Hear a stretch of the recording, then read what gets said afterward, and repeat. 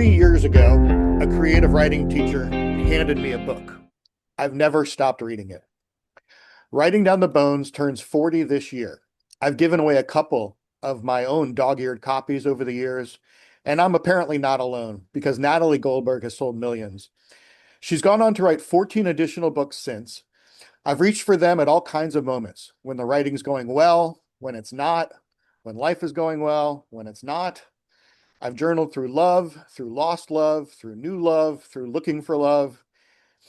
Recently, I sent emails to the contacts listed on her website, and a couple of them bounced, but one got through. And a few days later, sitting in my neighborhood at the old Heller's Bakery location, my phone lit up. It said, maybe Natalie Goldberg. The shop was closing around me, but I had a beaming smile and I couldn't explain it to anyone else in the room. That's what this episode is, an old friend from far away, finally in the same room. I'm Darren Samuelson. This is the Love Journalism Show. And today, Natalie Goldberg is here to let the whole thundering world come home. Welcome, Natalie. Thank you. So I got to ask this. Writing Down the Bones was your first book. I'm holding it right here for everyone to see. This is not my first copy.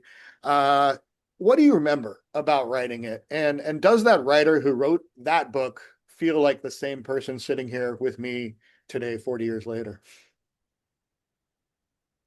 I'm thinking, I'm slower than you. I'm feeling it through my whole body. Well, first of all, I've written 17 books and I think they've gotten better and better. But Bones was the one that really took off. And I had no idea it was going to take off like that. I just wanted to write it.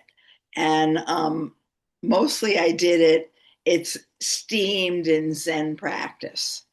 So I had been practicing for a long time when I wrote that book. And even though I talked about how to write, it's also how to write grounded in a very deep tradition of other practice. Not writing practice, but I created writing practice out of Zen practice. And I just wrote chapter after chapter. My first three books, because I'd been writing for so long, it's not like, oh, Natalie just wrote a book. I'd been writing for, I think, 13 years. And that book took 6 years for me to even form it and figure out. Now you take it for granted you just open to a chapter and get a hit. But at the time, that was a huge discovery. And how I got there was I was a poet. And, poetry, you can open to any page and read a poem. So I thought of that. And I was also practicing and Zen Mind, Beginner's Mind by Suzuki Roshi. You could open to any page. So I put that together. And I felt this determination to do something for Katagiri Roshi, who is the man I was studying with for so many years. And so the book, even though I didn't dedicate it to him, it totally came from the ground he had planted. For someone who doesn't know that background and yet finds that book so powerful to help me as a writer, and I'm sure you've helped millions of other writers who all come at it from that experience. What should we know about, your background and what you brought to it, as readers of you to kind of understand how it's, I guess, influenced us as readers who are trying to be writers as well? I want you to practice. I want you to practice whether you get published or not. It doesn't matter. You could say, oh, that's easy to say, Natalie, you got published. I didn't know I was going to get published. And as a matter of fact, it had broken so much an idea of writers as this being hit by lightning, mostly male, on the top of a mountain, that it was sent to all the big publishers in New York. And they didn't just send rejection letters, they sent mean letters and took time to write them because I guess they were threatened by it. But at the time, I was only in my 30s. I threw them out. I wish I could keep them now. I wish I had them now. So it wasn't easy, but you continue. And one of the things that I learned was that that when you study with a teacher, you take away what you need. For me, what I needed from Zen practice and Katagiri Roshi was continue under all circumstances, don't be tossed away, make positive effort for the good. So I took that away, but that isn't what other people took away. Um, so as a reader of you and a journalist in my professional career, I wanted to sort of see if I couldn't explore with you. You preach free writing, first thoughts, no editing really, as you're getting it all out. As a journalist, when I publish, I edit, I report, I have to go through so many actions before I actually hit the publish button. But I've also kept the journal, since I was a kid and really in earnest around the times that your book came into my life in the mid 90s. I wonder if you could speak a little bit about how writers square those two impulses, one to run free, and then the one that has to always think about the reader and, appreciate what the reader is going to be taking. You can hold both together. For instance, you said you do journals. I don't call in any place the word journal. I do call notebooks and I fill notebooks. And when it has energy, I know that when it's alive, so for instance, I'm writing a book now and I know that I have to make sure that the writer can come along, the reader can come along with me. So I slow it down. So I know that I now know that they know very little about writing. And so I slow that down. What you have to do is have two minds at the same time, but don't separate them. You don't want to be bipolar, though some people I know are bipolar, and I respect that. But you don't want to make yourself bipolar. You just have great compassion that you want to make sure it gets through. And also, you have to tell the truth as a journalist, I imagine, I hope. And also, I guess if you're working for a big newspaper, you have to be careful. They'll edit it. Believe me, you don't have to worry. And there's also lawyers who will back you or not back you. But basically, you do not want to divide up. You hold both as you write. But I don't call it a journal. I'm not doing journals. I'm doing writing practice, which is very different. And you've said it's about learning to trust your own mind in writing practice. How does a writer learn to trust themselves? They keep practicing and they keep going below discursive thinking. What are the materials of a writer? Pen, paper, and the human mind. Even if you use a typewriter, which I wouldn't do, I handwrite everything, is the human mind. The more you have a relationship with it, the more you can work with it. We live in discursive thinking. We have to go below the discursive thinking to say what we really want to say, think, and feel, or what I your characters or what someone on the street says. You describe that as composting, which I love I love that concept, and I really think of it that way. For 30 years, I actually have been composting without really knowing until I actually got to the part in one of your books where I learned about it. What I know that it was, the concept. And I'll just say this show grew out of composting. It grew out of my journals that I've kept through some of those hardest points of my life and career. That literally I have this thing, and I'm just curious, when you came up with the composting concept and you wrote that, did you know that it would actually work that way? That people would be creating things out of things, from writing, probably based on, your suggestions and ideas. Of course, of course. I compost myself, not just with me, but I actually compost. I have two big compost bins and I let one cook for a year. And when it's done, there's soil, there's black soil. So you don't just write off the top of your head. It's comes from a deeper, richer place. Hmm. Have you ever, or what do you think when you look back on stuff that you've written? And I presume you look back on old journals from or old writing do you from 20, 30, Notes, 40 I years? don't have journals. I have No, notebooks. notebooks. I only look and see if there's any juice in them. And Mm, that juice I'll take out. But at this point, I can tell if my handwriting changes when I'm on, and I can tell by the handwriting. And a mm, lot of notebooks I just throw out. mm. You don't want to schlep around so many things.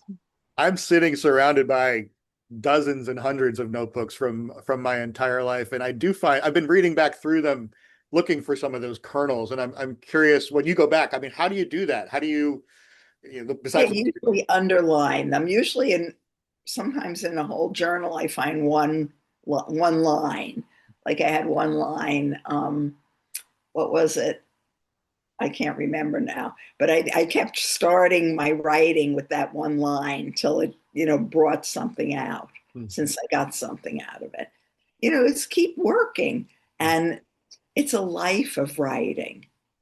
It's not, well, maybe I'll write. If I don't write in a year, if I don't get published, I'll quit that and I'll do something else. You have to just stay with something. mm. There's a great line from Suzuki Roshi. Someone asked him what enlightenment was, and he said, totally completing something Mm. that you started. I have a lot of journals that are 2 or 3 or 4 paragraphs, but then don't really go anywhere else beyond that. They're a lot of practice, and I think you preach that practice. But how do I know what's the difference between that practice and maybe there is that kernel that could grow into something? How do you know? You know. I don't know. You that's come becomes trusting yourself and not having a gap. And Mm, if you have 4 paragraphs that work, it means they stood out. They had energy. You went below discursive thinking. And people love to type them, so type them and put them in one of your folders or whatever stuff people do with internet now. And just keep them. That's what I did. And then I would start a book with one of the paragraphs, mm, go, and then keep going. mm. You've been working with writers for so long. What do you find is the biggest thing that seems to stop these writers who have written a lot but not actually written the book? What's stopping Lazy, lazy, number one, lazy, not believing in themselves, not believing that it's valuable enough, not having great determination, which you need to have. You just realize no matter what, you keep going. them? And especially, I have to say, American white women have the most trouble having just passion. Some of them come to study with me. They don't really want to be writers, but they want to connect with passion. They want to connect with being alive. And I think writing is a good way to do it. Hmm. So just right on that point, what do you tell that person who has that material, the life, the journals, the story, but they're afraid the writing won't be good enough to hold it all in? Don't listen to their monkey mind. And if it doesn't work, so what? You learned a lot. Do another one. Do another one. The ultimate goal is not to get published. Believe me, the publishers. Oh, I have one cousin in New York and Manhattan who decided she wanted to be a writer, and she's lived in this apartment house for years, and there's a publisher there. And one day they were in the he lives there, and one day they were in the elevator together, and he said, "I heard you want to be a writer. Don't do it. It's the worst. It's lonely. They're neurotic. It's just terrible." And it's true, it's hard. There's a lot of loneliness to it, being alone, having a great determination. So, I don't do much internet Hmm. because it can toss you away. I mean, look up one thing in the internet and suddenly I'm all over the place. Are you still a restaurant? I love this, and I'm that person too in the restaurant, sitting in the corner by myself, scribbling on a notebook while everyone is around me writing, excuse me, reading. Are you still that person? Are you in the Yeah, restaurat? yeah, Why a why do cafe you like is doing that? not a restaurant. I say a cafe because hopefully they let me just get coffee or tea. What can you talk about that? Unpack that. I could tell my listeners why I do it, but I'm kind of doing it because you kind of planted that seed way the heck back Oh, when. because that part of me that wants to be with people, if I'm alone in my room, it's too lonely. But that part of me that wants to be with people, I have people there, Mm, around me that are, even though, so that part of me is satisfied, mm. and she leaves me alone to write. And in a way, I can go deeper because she's listening to other things. There's something very satisfying about being around people and not having to talk It's and so not fun. having to do anything. I just did it all across Scotland last month, and oh my gosh, did I write? And I was saturating in some of that Scottish accent and all of that stuff that comes through. Um, Let me ask you as well, do you still have a cigarette sometimes hanging out of your mouth? I know you don't smoke, but you wrote that you. No, no. I have moved from. I had I moved next 6 months ago, and I found old stale packages of French cigarettes because I used to love to. But I remember that was past. I mean, I don't really care about any of that anymore. Do you have another technique that sort of helps you? Because I think that was the point, was trying to sort of look a different part, right? I have a routine, Yeah. fine routine, and for a while I found moved the what is it, the Iris Garden, and there was a bench there, and I went there. And then I found something else. I was bored with that, but you have to have a routine. And where I moved, there's only a Starbucks, and really noisy. But I thought, Natalie, even though you're now 78, you can do it. You used to do it. So I was writing, but it got too loud. So Mm, I found a lounge, another place. mm, But it doesn't matter. You have to just a routine to get you through, to get you there. Once I'm there, I'm okay. mm, But it's getting there is the hard part. Because there are 100 things that want to seduce you away. mm. What is your current favorite writing instrument? Current favorite what? Writing instrument. What kind of pen are you currently using? What's your favorite? Pen, which I've used for now, Precise V5. As soon as Bones was done, I never used a Schaefer pen again. Mm, So I use that, but you want a fast writing pen. yes, you do. Do you type as well, or are you fully writing I by know hand? how to type, but I have a routine that I hire a typist Mm, because it gives them a job, mm, and then I don't have to do it. And they just did, not just, they did a study studying the mind. Everybody's interested in the mind now. Not the mind, they call it the brain. The brain, um, they found out that people who write, when you pick up a pen and start writing, your whole brain lights up. When you type, nothing lights up because you keep hitting the same buttons. It's a repetition. But with writing, for some reason, the whole brain, which I have always known, some of this stuff is so logical to me. I find sometimes when my hand is not as fast as my brain. I'm sure you probably have the same problem sometimes. How do you deal It's with your. fast. Your brain is always faster than your pen, but you just grab what you can as you go along. And then sometimes my brain does slow down and I'm writing the same time I'm recording it. Do you try ever audio? Do you ever just speak into a transcription service and try that out? I had trouble with my arm because I used it so much that for a while, and people said, well, why don't you just transcribe it?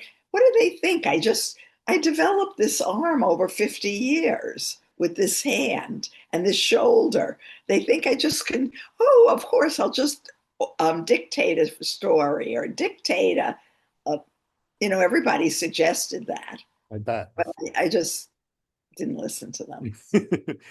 Have you given artificial intelligence a try? I got to ask, are you playing with it at all? Are you having any fun with it? I What do know you what think? it is. Don't even know what it is. Okay.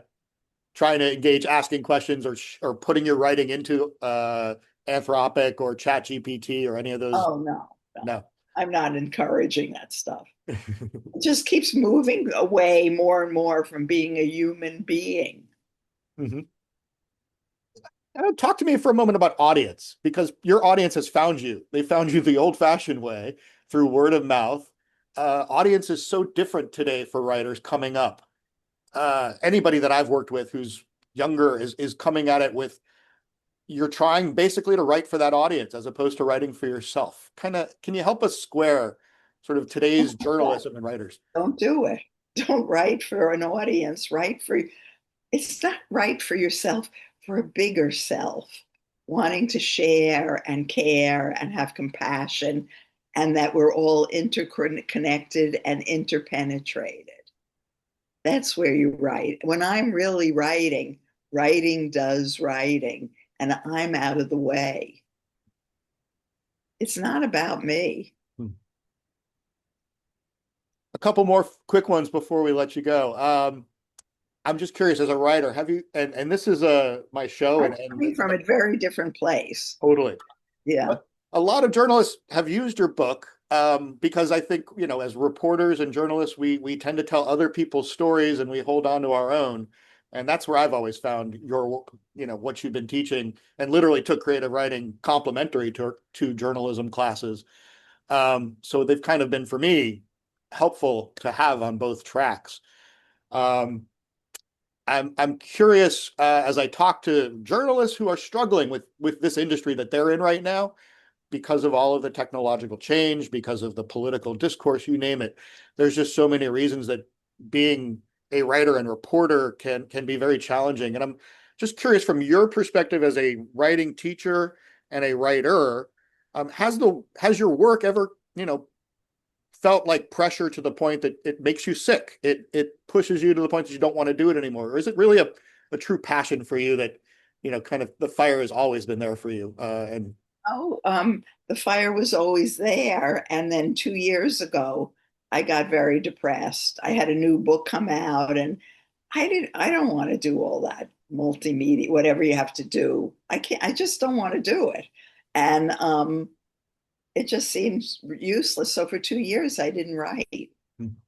And writing is my only way. I had finally a awakening experience where I realized it doesn't matter, Natalie, and it doesn't matter what you think or feel. Shut up and do it. I love, someone asked Bob Dylan. I love Bob Dylan. And someone asked him a long time ago, why do you keep doing this? You're 85 now. And he said, the great conductor of the universe, I made a vow with him.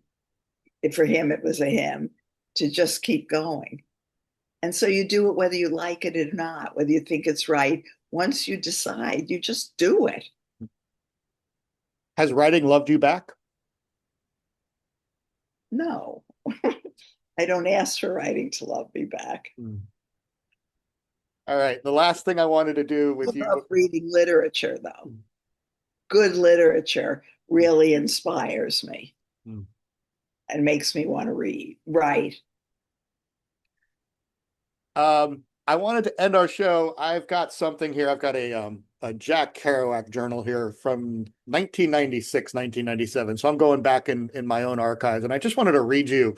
I probably wrote this maybe right after I got writing down the bones for the first time. I'm just going to read you a very short passage just to sort of, I literally wrote, quote, this is the very first lines of this particular journal. Take it all in and do it slowly. Now listen up, stupid. Look up. And I'm going to just stop there. I'm referring to some wild geese that are flying my way.